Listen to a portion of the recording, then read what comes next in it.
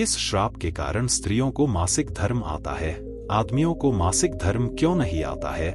मित्रों, प्रत्येक स्त्री को हर महीने मासिक धर्म तो आता ही है, पर आज के इस वीडियो में मैं आपको यह भी बताऊंगा कि स्त्रियों को किस श्राप की वजह से मासिक धर्म की पीड़ा होती है, और मासिक धर्म के दौरान स्त्रियों को कौन से कार्य नहीं करना चाहिए। और दोस्तों, जब स्त्रियों को मासिक धर्म की पीड़ा होती है तो कुछ लोग स्त्रियों को क्यों अछूत समझने लगते हैं। मित्रों, मैं आपको यह सब एक कथा के माध्यम से बताऊंगा कि आखिर क्यों स्त्रियों को मासिक पीड़ा होती है। तो मित्रों, चलिए जानते हैं आखिर किस श्राप के कारण स्त्रियों को मासिक धर्म आता है। नमस्कार दोस्तों, स्वागत है आप सभी का आपके अपने YouTube चैनल में। तो मित्रों, इस कहानी के माध्यम से आपको समझाने का प्रयास करते हैं कि आखिर स्त्रियों को मासिक धर्म क्यों आता है। लेकिन उससे पहले ही हरि विष्णु जो भी दर्शक इस वीडियो को लाइक करें और चैनल को सब्सक्राइब करके कमेंट में जय श्री कृष्णा, राधे राधे, जय माता लक्ष्मी, जय बजरंग बली, नारायण लिखे, उन पर मां लक्ष्मी का आशीर्वाद हमेशा बना रहे। उनके घर में धन की कभी ना रहे, उनके घर हमेशा खुशियों से भरा रहे। मित्रों, यदि आप इस वीडियो को पूरा देखते हैं और कहानी को ध्यान से सुनते हैं, तभी जाकर आपको पूर्ण तरीके से यह जानकारी मिल पाएगी कि आखिर किस श्राप के कारण स्त्रियों को मासिक धर्म आता है। इसलिए मित्रों, कहानी को पूरा ही सुन, क्योंकि मित्रों, यह कहानी आपको एक नई जानकारी और बहुत अच्छी सीख देकर जाएगी। दोस्तों, एक बार मां लक्ष्मी भगवान विष्णु से पूछती है, प्रभु, आज मेरे मन में एक प्रश्न को लेकर शंका उत्पन्न हो रही है। प्रभु, इस विश्व जगत में केवल आप ही मेरे मन में उठ रही मेरी इस शंका का समाधान कर सकते हैं। माता लक्ष्मी की बात सुनते ही भगवान विष्णु जी कहे हैं, प्रिय, तुम्हारे मन में जो भी प्रश्न है, जिसकी वजह से तुम्हें शंका हो रही है, वह तुम निसंकोच होकर पूछो। मैं तुम्हारे मन में उठ रही सभी शंकाओं का समाधान अवश्य करूंगा।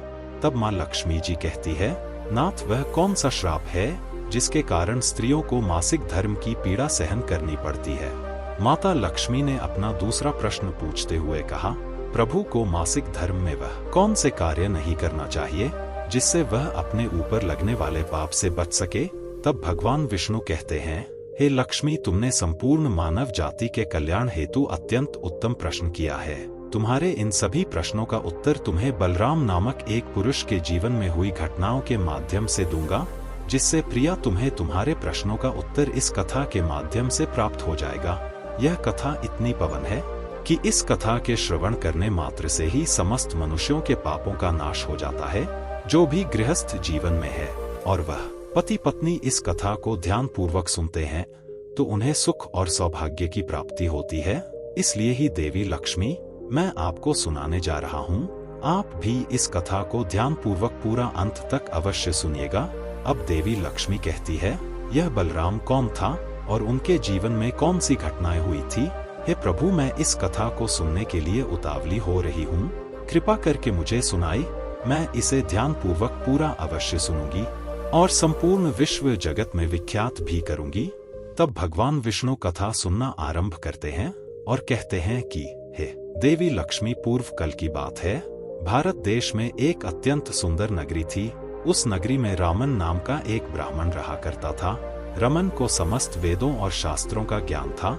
वह एक तेजवान और परम बुद्धि गुणवान तथा धर्म के मार्ग में खुद की आहुति दे देने वाला एक ब्राह्मण था। सभी वर्णों के लोग रमन को बड़ा सम्मान देते थे।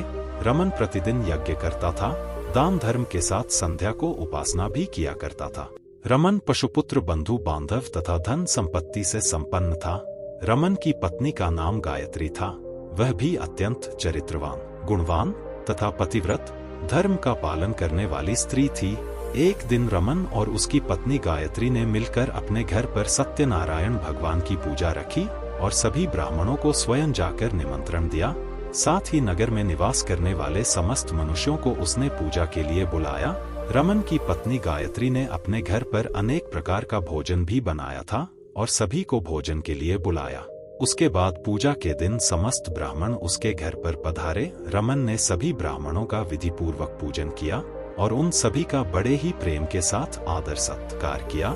फिर रमन ने सभी ब्राह्मणों को घर के अंदर बुलाया और उन्हें आसन देकर प्रेम के साथ बैठाकर भोजन कराया। ब्राह्मणों को भोजन कराकर उनकी भूख की तृप्ति करने के बाद रमन ने भगवान का स्मरण करते हुए जिन जिन को रमन ने बुलाया था उन सभी को वस्त्र आदि का दान करके विदा किया। वे सभी ब्राह्मण रमन को आशीर्वाद देकर वहां से प्रस्थान कर गए। उसके बाद रमन ने अपने परिवार के साथ सभी मित्र, भाई, बंधु तथा अनेक भूखे लोगों को भोजन करवाया। इससे रमन ने सभी को भोजन कराकर और पूजा संपन्न करके सभी को विदा करके जब रमन अपने घर के द्वारा के सामने गया तो उसने देखा कि उसके घर के सामने एक कुत्ता और सुअर आपस में कुछ बात कर रहे थे। जब ब्राह्मण रमन ने उस कुत्ता और सुअरी की पूरी बात सुनी तो रमन को बड़ा आश्चर्य हुआ। वह कुत्ता और सुअर और कोई नहीं उसके माता पिता ही थे जो पिछले जन्म के पाप कर्मों के कारण इस जन्म में कुत्ता और सुअर बन गए हैं। तब वह ब्राह्मण रमन मन ही मन सोचने लगा, यह दोनों तो साक्षात मेरे माता पिता है जो मेरे घर पर पशु बनकर आए हैं। भगवान ने किस कारण से इन दोनों को पशु बना दिया है कि पाप के कारण मेरे माता पिता को यह पशु का शरीर प्राप्त हुआ है। रमन ने सोचा कि अब मैं उनके उद्धार के लिए क्या करूं। इस प्रकार विचार करते हुए रमन को रात भर नींद नहीं आई और वह रात भर भगवान का स्मरण करते हुए वह सोच विचार करने लगा। उसने सोचा कि मैं अपने माता पिता की मुक्ति के लिए क्या करूं। तब उसे याद आया कि मेरे माता पिता की आत्मा की मुक्ति का उपाय केवल मुनि वशिष्ठ जी ही बता सकते हैं। सुबह होते ही रमन ने स्नान आदि कार्य संपन्न करके मुनि वशिष्ठ जी से मिलने के लिए उनके आश्रम पर जा पहुंचा। आश्रम के अंदर प्रवेश करते ही मुनि वशिष्ठ जी ने रमन का स्वागत किया और वशिष्ठ जी रमन से कहने लगे, हे ब्राह्मण श्रेष्ठ, आप आज किस कारण से हमारे आश्रम में पधारे हैं? आप बड़े ही दुखी देख रहे हैं। आपके दुख का कारण क्या है? रमन कहता है, हे मुनिवर, आपको मेरा प्रेम भरा प्रणाम। हे मुनिवर, आज आपके दर्शन मात्र से मेरा जन्म सफल हो गया। परंतु हे मुनिवर, यहाँ आज मैं आपके पास अपनी एक शंका को लेकर आया हूँ। कृपया आप ही अब मुझे इस दुख से बाहर निकाले। हे प्रभु, मुझे इस शंका से आजाद कीजिए। मैं अत्यंत दुखी और दुर्बल हो गया हूँ। वशिष्ठ जी ने आगे कहा कि हे ब्राह्मण देव, आप दुखी मत होइए। आपकी जो भी शंका है वह निसंकोच होकर मुझसे पूछो, मैं शंका का समाधान करूंगा। फिर रमन कहता है, हे मुनिवर, कल मैं अपने घर पर भगवान सत्यनारायण का पूजन करवाया था तथा अनेक ब्राह्मण को और भूखे लोगों को भोजन कराया। मैं सब कुछ विधि पूर्वक पूजन किया। फिर अपने घर के बाहर अपने मेहमानों को अपने द्वारा तक छोड़ने आया तो मैंने देखा कि मेरे द्वारा पर एक कुत्ता और एक सुअर थे। दोनों मेरे घर के सामने खड़े होकर बात कर रहे थे। सबसे पहले तो वह कुत्ता उस सुअर से इस प्रकार से कहने लगा कि देखो, आज कैसी घटना घटी। हमारे पुत्र के घर में ब्राह्मणों के भजन के लिए जो दूध रखा था, एक सांप ने उस दूध के बर्तन में अपना विश्व उगल दिया था, जिसे देखकर मुझे बड़ी चिंता होने लगी, क्योंकि इस दूध से भोजन बनने वाला था। अगर मेरे पुत्र के घर पर उस विषैला दूध से कुछ बनाया जाता और सभी लोग उस दूध को खा लेते तो उन सब की मृत्यु हो जाती। इसीलिए मैंने उस बर्तन में से सारा दूध पी लिया। लेकिन जब मेरी बहू की दृष्टि मुझ पर पड़ी तब उसने मुझे डंडों से खूब पीटा, जिससे मेरे शरीर का अंग भंग हो गया। अब मुझे बहुत पीड़ा हो रही है और इसी वजह से मैं लड़खड़ाते हुए चल रहा हूँ। मुझे यह पीड़ा शहर नहीं हो रही है। कुत्ते की बात को सुनकर वह सुअर भी बहुत दुखी हो गई और वह अपना वृत्तांत सुनाने लगी और बोली कि हे प्रीतम, अब मैं तुम्हें मेरे दुख का कारण सुनती हूँ। पूर्व जन्म में मैं इस ब्राह्मण की माता थी, परंतु आज इस ब्राह्मण ने सभी लोगों को भोजन कराया, किंतु इसने मेरे सामने घास तक नहीं डाली और न ही मुझे जल पिलाया। रमन बोला कि हे मुनिवर, इसी कारण से मैं बहुत दुखी हूँ। फिर रमन कहने लगा, इस प्रकार से अपने माता पिता को एक कुत्ता और सुअर के रूप में ऐसा बोलते हुए देखकर मुझे बड़ा दुख हो रहा है। मुझे रात भर नींद नहीं आई। मुझे बस यही चिंता सताए जा रही है कि मैं कभी कोई पाप नहीं किया, हमेशा धर्म के कार्य किए हैं, परंतु फिर भी मेरे माता पिता को ऐसे कष्ट झेलना पड़ रहे हैं। हे मुनिवर, यही मेरी शंका है। इसी कारण आज मैं आपके पास आया हूँ। आप अपनी दिव्य शक्ति से पता करके मुझे बताइए कि किस कारण से मेरे माता पिता की ऐसी दुर्दशा हुई है और उनकी मुक्ति के लिए मुझे कौन सा कर्म करना होगा। तब मुनि वशिष्ठ जी ने ध्यान लगाते हुए वह सब कुछ देख लिया और उसे ब्राह्मण के माता पिता के पूर्व जन्म के कर्मों के बारे में रमन से कहने लगते हैं, हे ब्राह्मण, तुम्हारे माता पिता ने पिछले जन्म में घोर पाप किया है। इस पाप कर्मों के कारण आज उनकी ऐसी दुर्दशा हुई है। रमन कहने लगता है कि हे गुरुदेव, कौन से पाप के कारण मेरे माता पिता की ऐसी दुर्दशा हुई है? कृपया मुझे उसके बारे में विस्तार से बताने की कृपा करें। हे ब्राह्मण, तुम ध्यान से सुनो। यह कुत्ता जो तुम्हारे पिता है, यह पिछले जन्म में बसंत नगर के श्रेष्ठ ब्राह्मण हुआ करते थे। इन्होंने एक दिन एकादशी का व्रत रखा, परंतु यह उसका पालन न कर सके और भोजन कर लिया था। एकादशी के व्रत के दिन तुम्हारे पिता ने दान धर्म भी नहीं किया। इन्होंने अपने द्वार पर आए हुए कुत्तों को कभी भोजन नहीं खिलाया। तुम्हारे अपने पिता ने श्राद्ध भी विधि पूर्वक नहीं किया। तुम्हारे पिता ने मासिक धर्म के दौरान ही तुम्हारी माता के साथ संबंध बनाया था, और इसी आप के कारण तुम्हारे पिताजी को इस जन्म में कुत्ता का जन्म मिला है। हे ब्राह्मण पुत्र, अब तुम्हारी अपनी माता के बारे में सुनो। तुम्हारी माता ने मासिक धर्म में होते हुए भी भोजन बनाया। मासिक धर्म के दौरान ही इसने भगवान की पूजा उपासना की, तुलसी को जल चढ़ाया। मासिक धर्म में होते हुए भी तुम्हारी माता ने भगवान को भोग लगाया। इसी कारण से इस महापाप लगा है। मासिक धर्म के दौरान स्त्री 3 से 5 दिनों के लिए अपवित्र हो जाती है। मासिक धर्म के दौरान स्त्री को पूजा पाठ नहीं करना चाहिए, ना ही सत्संग करना चाहिए।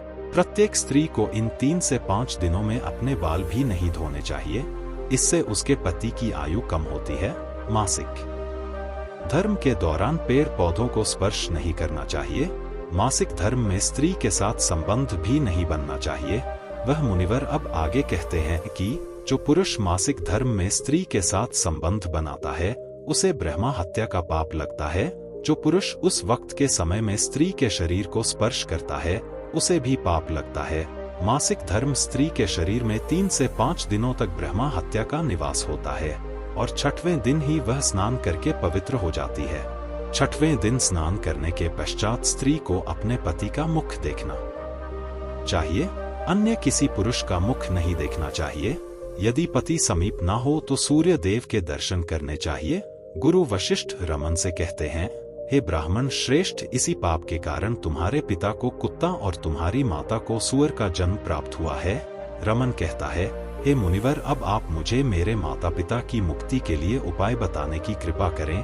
तब वशिष्ठ जी अपनी दिव्य दृष्टि से इसका मार्ग भी देख लेते हैं और कहते हैं कि ए ब्राह्मण, तुम किसी भी अमावस्या के दिन अपने माता पिता की मुक्ति के लिए श्रद्धा तथा हवन करो और दान धर्म करो। गाय की सेवा करो, गौ माता को भोग खिलाओ और अपने माता पिता की मुक्ति के लिए भगवान से प्रार्थना करो। रमन जैसा वशिष्ठ जी कहते हैं वैसा ही करता है, और फिर उसके माता पिता को समस्त पापों से मुक्ति मिलती है। अब भगवान विष्णु देवी लक्ष्मी से कहते हैं, अब मैं तुम्हें राजस्व शास्त्री को कौन से कार्य नहीं करने चाहिए, इस विषय में तो बता दिया है। देवी, अब मैं तुम्हें यह बताता हूँ कि किस श्राप के कारण प्रत्येक स्त्री जाति को मासिक धर्म की कठोर पीड़ा को सहन करना पड़ता है। तब मां लक्ष्मी जी बोली, हे कृष्ण, इस उत्तर से प्रत्येक स्त्री जाति की रक्षा होगी। मैं स्वयं उनके साथ रहकर उनको इस विषय में मार्ग प्रदान करूंगी। तब भगवान विष्णु कहते हैं, हे देवी, ठीक है, मैं तुम्हें इस प्रश्न का उत्तर भी दे देता हूँ। प्राचीन में काल के नाम का एक प्रसिद्ध दानव हुआ करता था, जिसके कारण उनका स्वभाव दानवीर प्रवृत्ति का था और वह हमेशा ही युद्ध करने के लिए तत्पर रहते थे। फिर अचानक से एक दिन सभी दानव वृत्रासुर दानव के साथ मिलकर स्वर्ग लोक पर आक्रमण करने लगते हैं। उन असुरों के पास भयंकर शक्तिशाली अस्त्र खंजर थे, जिसका सभी देवता सामना नहीं कर सके और स्वर्ग लोक से भागकर ब्रह्मदेव के पास आ गए और फिर उन्होंने ब्रह्मा जी को सब कुछ कह सुनाया। तब ब्रह्मदेव ने उन्हें असुरों को परास्त करने का उपाय बताते हुए कहा, हे इंद्र, महर्षि दाधीच के पास चले जाओ, जो हड्डियों से तुम्हें अस्त्र शस्त्र प्रदान करेंगे और तुम उन्हें अस्त्रों का प्रयोग करके वृत्रासुर का वध कर सकोगे। फिर सभी देवता महर्षि दाधीच जी के आश्रम पर जाते हैं और वह सभी उनसे प्रार्थना करते हैं और महर्षि दाधीच से अस्त्र प्रदान करने की विनती करते हैं। फिर संसार के कल्याण के लिए महर्षि दधीची अपने ही शरीर की हड्डियों से अस्त्र का निर्माण करते हैं। उन्हें अस्त्रों में से एक वज्र नाम का अस्त्र होता है, जिस अस्त्र को देवराज इंद्र धारण कर लेते हैं और फिर से सभी देवता गण वृत्रासुर के साथ युद्ध करने के लिए निकल जाते हैं। उसके उपरांत देवताओं और दानवों के बीच भीषण युद्ध होता है। सभी देवता आकाश में दानवों से युद्ध करने के लिए एकत्रित हो जाते हैं। उन सभी पर प्रहार करने लगते हैं। कई दिनों तक इस प्रकार से दैत्यों और देवताओं के बीच में भीषण युद्ध चलता है। फिर देवराज इंद्र और वृत्रासुर आमने सामने आ जाते हैं। दोनों के बीच युद्ध होता है और देवराज इंद्र अपने वज्र का प्रहार करके वृत्रासुर को मार डालते हैं। उसके शरीर में एक ब्रह्मा हत्या वास करती थी। वह उस दानव पृथ्वीराज सूर्य की मृत्यु होते ही उसके शरीर से ब्रह्मा हत्या बाहर निकलती है और इंद्र का पीछा करने लगती है। फिर वह ब्रह्मा हत्या देवराज इंद्र के शरीर में प्रवेश कर लेती है, जिससे इंद्र को ब्रह्मा हत्या का पाप लगता है। देवराज इंद्र ब्रह्मदेव के पास जाते हैं और उनसे ब्रह्मा हत्या से छुटकारा पाने का उपाय पूछते हैं। ब्रह्मदेव उसे ब्रह्मा हत्या को इंद्र के शरीर से निकलने की आज्ञा देते हैं और वह ब्रह्मा हत्या इंद्र के शरीर से बाहर निकलकर ब्रह्मदेव से कहने लगती है, हे परमपिता ब्रह्मदेव, अभी तक मैं वृत्रासुर के शरीर में निवास कर रही थी, क्योंकि उसने अनेक ब्राह्मण की हत्याएं की थी। जब इंद्र ने वृत्रासुर की हत्या की तो मैं इंद्र के शरीर में वास करने लगी। अब आप ही मुझे कोई उचित स्थान दीजिए जहां पर मैं रह सकूं। फिर क्रेसन कहते हैं, मैं तुम्हें उचित स्थान देता हूं। ब्रह्मा हत्या के 4 भाग कर दिए और कहा, ब्रह्मा हत्या तुम्हारा 1/4 भाग अग्नि के भीतर रहेगा, क्योंकि जो भी मनुष्य अग्नि को आहुति नहीं देगा तुम उसके शरीर में प्रवेश कर लेना। ब्रह्मदेव ने फिर कहा, और दूसरा 1/4 भाग जल के भीतर रहेगा। जो भी जल में थूकेगा अथवा जल में मल मूत्र का त्याग करेगा तुम उसके शरीर में प्रवेश करोगे। फिर 1/4 भाग पेड़ पौधों और वृक्षों के भीतर रहेगा। जो भी मनुष्य बिना किसी कारण ही वृक्षों को काटेगा उसे भी ब्रह्मा हत्या का पाप लगेगा। उसके बाद ब्रह्मदेव ने अप्सराओं को बुलाया और कहते, अप्सराओं, इस ब्रह्मा हत्या का 1/4 भाग तुम ग्रहण करो। फिर अप्सराएं कहने लगी है, प्रभु, अगर आपकी यह आज्ञा है तो हम इसे आपकी आज्ञा से ग्रहण करने के लिए तैयार है, किंतु हमें भी इससे मुक्ति का कोई उपाय बताइए। फिर ब्रह्मदेव कहने लगे कि हे अप्सराओं, जो भी पुरुष मासिक धर्म में स्त्री के साथ संबंध बनाएगा उसके अंदर यह ब्रह्मा हत्या प्रवेश कर जाएगी। इस प्रकार से ब्रह्मा हत्या के 4 भाग हुए, एक अग्नि में, दूसरा जल में, तीसरा वृक्ष में और चौथा स्त्रियों के अंदर प्रवेश कर गया। इस ब्रह्मा हत्या के भाग के कारण स्त्रियों को मासिक धर्म आता है। जो भी पुरुष मासिक धर्म के दौरान स्त्रियों को स्पर्श करता है अथवा उनके साथ संबंध बनाता है उसे ब्रह्मा हत्या का पाप लगता है। अब आगे भगवान विष्णु कहते हैं, हे देवी, इस प्रकार से मैंने आपको स्त्री के राजस्व वाला होने के पीछे की कथा और मासिक धर्म के दौरान स्त्री को कौन से कार्य नहीं करने चाहिए इसके विषय में बता दिए हैं। अब माता लक्ष्मी कहती हैं, हे प्रभु, आज आपने मुझे बहुत ही महत्वपूर्ण ज्ञान दिए हैं। मैं भी आपको वचन देता हूँ, जो भी स्त्री मासिक धर्म के दौरान पूजा पाठ करेगी, पति के साथ संबंध रखेगी, उसके घर में मैं प्रवेश नहीं करूंगी। तो मित्रों, यही कारण है कि मासिक धर्म के दौरान किसी भी स्त्री को छूना पाप माना गया है। मासिक धर्म के दौरान स्त्रियों को यह कार्य नहीं करने चाहिए। मित्रों, मैं उम्मीद करता हूँ यह जानकारी आपको जरूर पसंद आई होगी। दोस्तों, यदि आपको यह वीडियो पसंद आई हो तो प्लीज आप इस चैनल को सब्सक्राइब अवश्य करें, वीडियो को लाइक करें और दोस्तों सच्ची श्रद्धा से कमेंट में जरूर लिखें, जय श्री कृष्ण, जय माता लक्ष्मी, राधे रहे, जय श्री हरि विष्णु, जय श्री राम, जय हनुमान। साथ ही देवों के देव हर हर महादेव सदैव आप पर अपनी कृपा बनाए रखें। प्रिय मित्रों, अगर आप सभी ने वीडियो को यहाँ तक देखा है तो वीडियो को यहाँ तक देखने के लिए आपका दिल से धन्यवाद।